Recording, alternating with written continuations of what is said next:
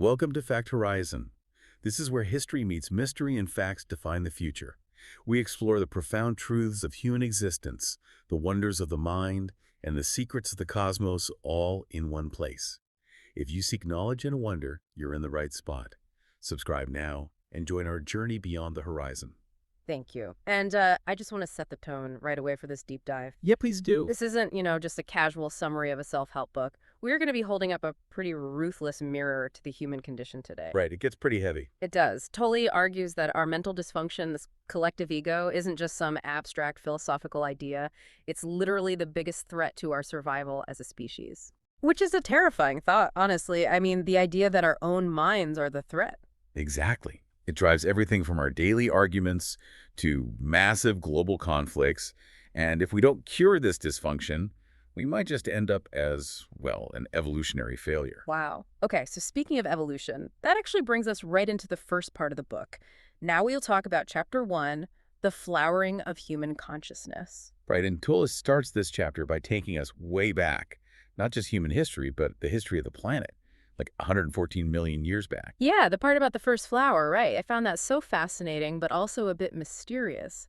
What does a flower have to do with human consciousness? Well, think about the Earth before that. For millions of years, plant life was totally dense, just greenery focused entirely on physical survival. Just getting nutrients from the soil, growing, surviving. Exactly. But then there's this massive evolutionary shift, Mm. and the first flower blooms. Tolle calls this a lessening of materiality. A lessening of materiality. Okay, break that down for me. What does it mean for a plant to be less material? So imagine a heavy rock. It's completely dense, entirely material.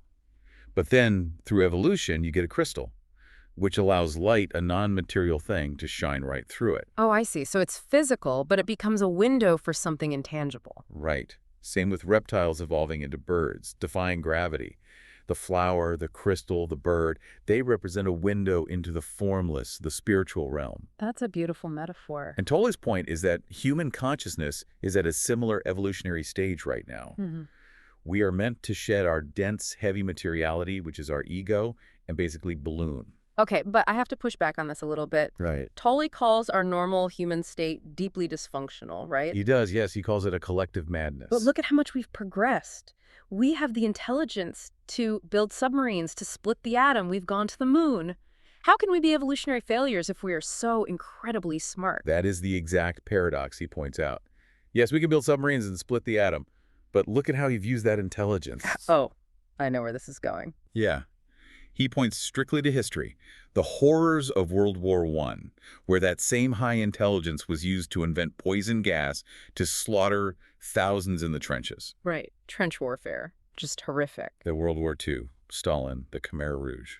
He isn't making a political statement here. He's just impartially presenting these events as undeniable proof of our collective egoic madness. It's like human history is basically the clinical chart of a highly intelligent but totally paranoid homicidal patient. That's a perfect way to put it. Our intelligence actually makes our dysfunction far more dangerous. So we are at a crisis point. Evolve or die. It reminds me of those ancient sea creatures when the water started drying up millions of years ago. Yes, exactly. They faced a massive crisis. The ones that stayed in the shrinking oceans died. The ones that survived were forced to evolve lungs and walk on land. So our current crises, the weapons, the conflicts, they're the pressure forcing us to evolve our consciousness. We have to grow lungs, basically. Precisely. Which leads us to look at what exactly is keeping us underwater. We need to look at the ego itself. Right. Which brings us to our next section. Now we will talk about Chapter 2. Ego, the current state of humanity. And this starts with exposing the illusory self, the I that we think we are. The fake me. And Tolle says language is a huge part of this trap, right? Like words actually limit our reality. They absolutely do. We trick ourselves into thinking that because we have a label for something, we actually know what it is. Give me an example. How does a label limit reality? So Tolle uses the example of the painter, Van Gogh. When Van Gogh looked at a simple wooden chair, he didn't just mentally label it chair and move on. Right. My brain would just say, oak chair, good for sitting, and I'd stop looking at it. I just file it away in my head. Exactly. But Van Gogh observed the sheer beingness of the chair. He felt its energy, its presence. That's why his painting of a simple chair is worth millions today. It captures a reality that our constant mental labeling hides from us. Oh, wow. So we kill the actual experience of life by constantly classifying everything. And the scary part is we do this to ourselves, too. We do. And this is the core of the ego. It equates having with being. It attaches its identity to things. Like the story he tells about the lost ring, right? Yes, the woman whose diamond ring was stolen, and she was in absolute agony over it. And Tolle pointed out that she wasn't really crying over a piece of metal and stone. A rock can't actually hurt you. Right, she was crying over the thought she attached to it. Yeah. The thought that said, this is mine. This makes me who I am. I have, therefore I am. It's wild when you think about it. Like if I stand in New York and point to a skyscraper and say, I own that, what does that even mean? Physically, biologically, it means nothing. You have zero actual connection to that concrete and glass. It's just a shared fiction, isn't it? A thought form that society agrees on with pieces of paper. Exactly. And your ego merges with that physical building to feel bigger. But wait, I want to touch on something fundamental here. Think about Descartes' famous quote. Oh, I think, therefore I am. That's basically the foundation of modern Western philosophy. Right. But Tolle calls this Descartes' famous error. Wait, an error. So Descartes was wrong. If thinking isn't who we are, what are we? Well, Descartes found a great truth in doubting dogmas, but he equated the act of thinking with actual being. He thought the voice in his head was him. But if I'm not the voice in my head, who is listening to it? Boom! That's it. You are the awareness, the silent witness, observing the thought. When you mistake the incessant stream of thinking for yourself, that's when you are trapped in ego. That is a huge paradigm shift. And to see how crazy that voice actually is, we have to move to the next part. Now we will talk about chapter 3, the core of ego. And this is where Tolle shows a very personal story to illustrate that voice. He was on the London Tube, the subway. Right, and he sees this woman sitting across from him. And she's acting completely erratic. Yeah, she was talking angrily to an empty seat next to her, just arguing, complaining, bringing up old resentments to an imaginary enemy. Anyone would look at her and think, okay, this person is clinically insane. She's lost her mind. Right. But then Tolle flips the mirror on us. He says, are we really any different from her? Oof. Because our voice just operates silently, right? It's trapped inside our own heads, but it's doing the exact same thing. Exactly. The only difference is her mental filter broke down, so she spoke her thoughts out loud. But we normal people, we drive to work endlessly arguing with imaginary enemies in our heads. We replay arguments from 10 years ago. It's like this background computer program just eating up all our RAM. I love that analogy. It's a background program, and its main source of power, the way it charges its battery, is through complaining. Complaining and needing to be right. Why is the ego so obsessed with being right? Because to be right, you need someone else to be wrong. The ego needs an enemy to define its boundaries. It gives you a temporary feeling of superiority. Okay, but what if I'm just stating a fact? Like if I say light travels faster than sound, that's not ego, that's just the scientific truth. True, the fact itself is neutral. But watch what happens if someone contradicts you. If they say, no, it doesn't. Oh, I see. I wouldn't just calmly defend the physics. I'd probably get defensive. Believe me, I know. Why don't you ever believe me? Exactly. Notice how the ego just hijacked a universal truth to protect its fragile sense of I? The fact got contaminated by ego. Wow. It makes everything personal. But Tolle says the ego itself is actually impersonal, doesn't he? He does, and this is a crucial point for finding peace. The ego is a collective mental illness. It's not a personal flaw. So when I see someone yelling or acting out of ego, I shouldn't think, what a terrible person. Right. You should recognize that you are just witnessing human unconsciousness acting out through them. It's impersonal. That makes it so much easier to forgive people. But the ego doesn't just yell, it's super sneaky. Which brings us to the next chapter. Now we will talk about chapter 4, role-playing. The many faces of the ego. Sneaky is the perfect word. Because the ego needs energy to survive. It's an illusion, so it needs to feed on other people's attention. Like a social media algorithm, it doesn't care if the engagement is positive or negative, it just needs the clicks. That is a brilliant way to look at it. The ego prefers positive attention, like praise or admiration. But if you can't get that, it will gladly take negative attention. And how does it get that negative attention? By playing roles. The big three are the villain, the victim, and the lover. So the villain is the person who constantly starts drama at work or at home just to get a reaction. Exactly. They are extracting energy from your shock or anger. And then there's the victim. The person who constantly complains that the world is against them, they're extracting energy through sympathy, right? Spun on. And these are considered normal egoic behaviors, but they can scale up into serious pathological egos. Like what? Pathological lying? Yes.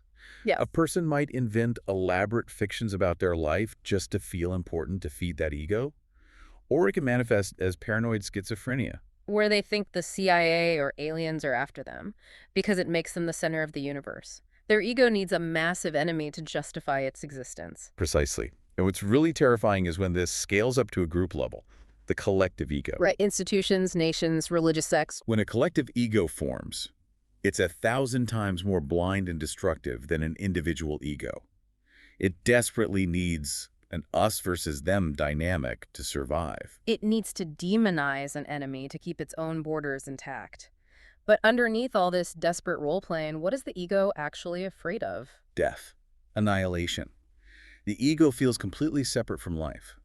But Tolle offers this beautiful concept here, the incontrovertible proof of immortality. Oh, I remember this. It has to do with how we use the phrase my life, right? Exactly. When you say, I have a life, you are splitting reality. You're creating an illusion that you and life are two different things. And logically, if I have a life, it's a possession, and possessions can be lost. Right. But you don't have a life, your life. Wow. If I am life itself, how can I lose it? Death is just an illusion caused by the ego splitting things up. Exactly. It's like a wave thinking it's separate from the ocean, terrified of crashing.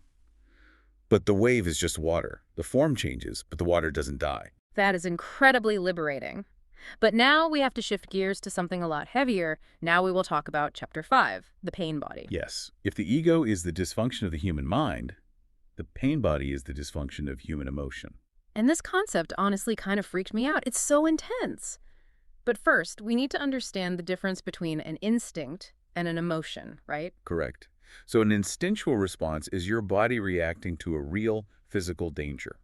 Say you're in the woods and a bear steps out. My heart rate spikes, my muscles tense up. It's the biological fight or flight response. Exactly, that's healthy. But an emotion, in Tolle's terms, is your body's reaction to a thought. So there's no bear. I'm just lying in bed thinking, what if my boss fires me tomorrow? Yes. Your body can't tell the difference between a real bear and an imaginary threat.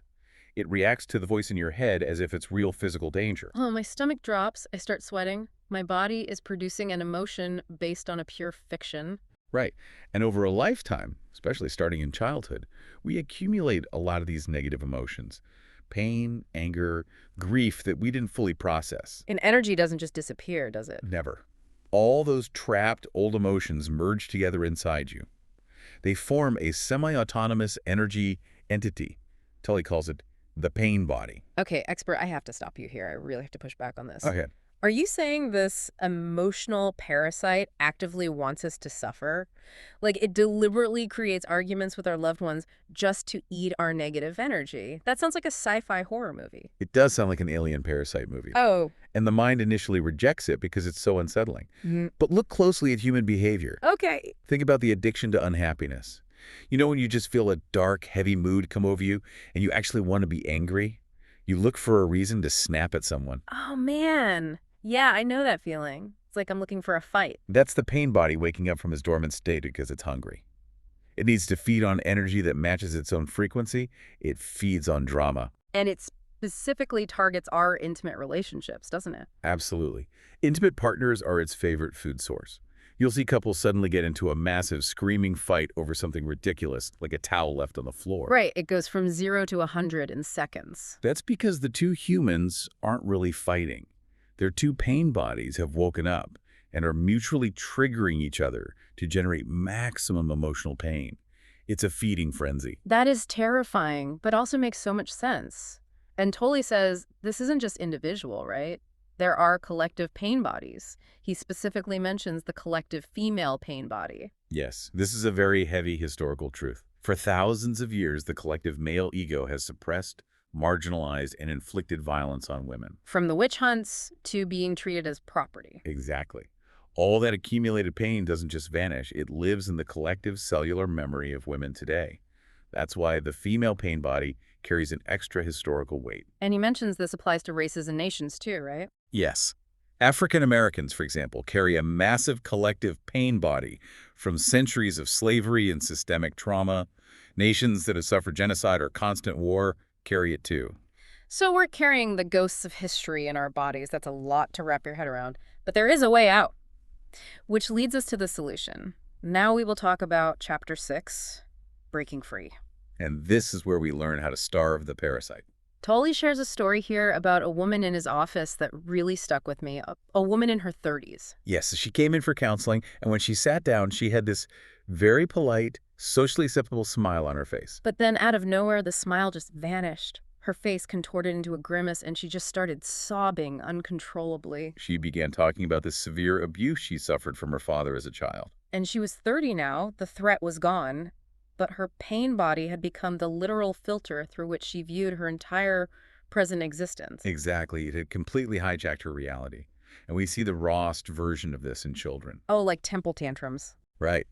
You'll see a perfectly happy toddler suddenly throw themselves on the grocery store floor, screaming with a rage that seems way too big for their little body. Parents always wonder, where did this demon come from? It's humanity's collective pain body passing through the child.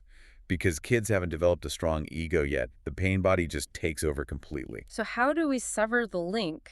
If this thing is so powerful, how do we get rid of it? The answer is almost frustratingly simple, but incredibly hard to practice.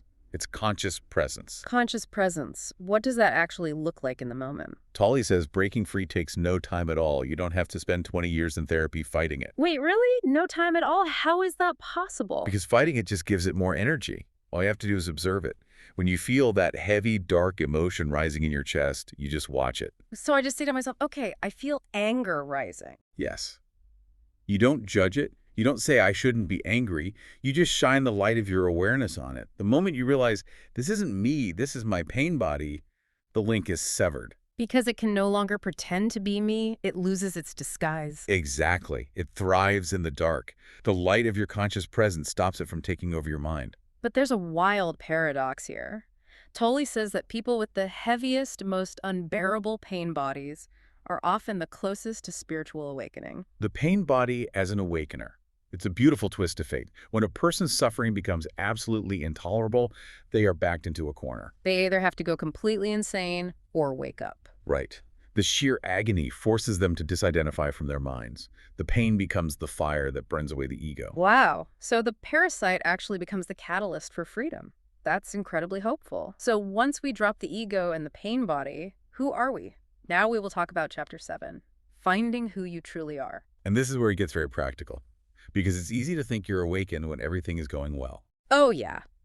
I call this the bad news test. Walk us through the bad news test. Okay, so imagine you're sitting in a quiet room, meditating. Incense is burning. You're telling yourself, I am an immortal spirit. I only want peace. I am detached from the world. Sounds very enlightened. Right. But then your phone rings. It's your broker. The stock market crashed and you lost your savings. Or your partner just texted to say they're leaving you.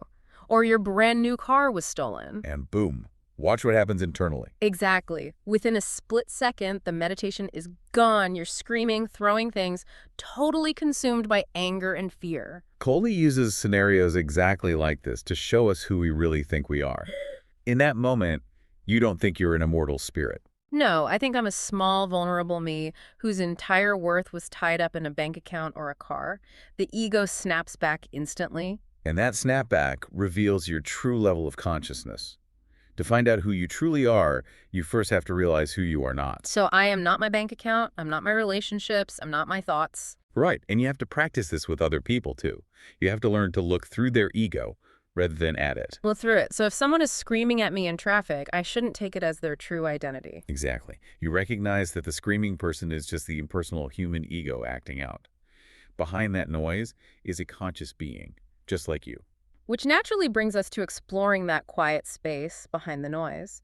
Now we will talk about Chapter 8, the discovery of inner space. To explain this inner space, Tolle used a great analogy comparing a wild forest to a landscaped park. Yeah, I love this one. So the mind, our ego, absolutely loves a well-planned landscaped park. Right, where every tree is planted in a straight line, the grass is perfectly mowed, everything is logical and controlled. But when you walk into an ancient wild forest to the thinking mind, it just looks like chaos. There are dead logs, tangled vines, weeds everywhere. But underneath that apparent chaos, there is a deep, incomprehensible order. a sacredness that thought just cannot grasp. It can only be felt. And our inner world is exactly like that. We are obsessed with organizing our thoughts, but true inner space is like that wild forest. It's just pure open consciousness. Yes, and the ultimate question here is finding the experiencer. When you see a tree or feel an emotion, who is the I am that is experiencing it? Right. It's like trying to shine a flashlight on the flashlight itself. That's a perfect analogy. You can't do it. Because I am the flashlight, I can use awareness to see a thought, but I can't look at awareness because it's not an object. Exactly. Consciousness is the subject. Yeah. We spend our whole lives so hypnotized by the clouds, our thoughts, that we completely forget we are the sky. We are the inner space. We are the sky. Man, that gives me chills. So how do we actually live from that space? Now we will talk about Chapter 9, your inner purpose. This chapter is so vital because it clears up a lot of confusion about what we're supposed to be doing with our lives. Tolle divides our purpose into two parts, outer and inner. So my outer purpose would be my career, paying the mortgage, starting a family, all the doing in the world. Exactly. And your outer purpose will change constantly throughout your life. It fluctuates based on time and circumstances. But the inner purpose doesn't change. Never.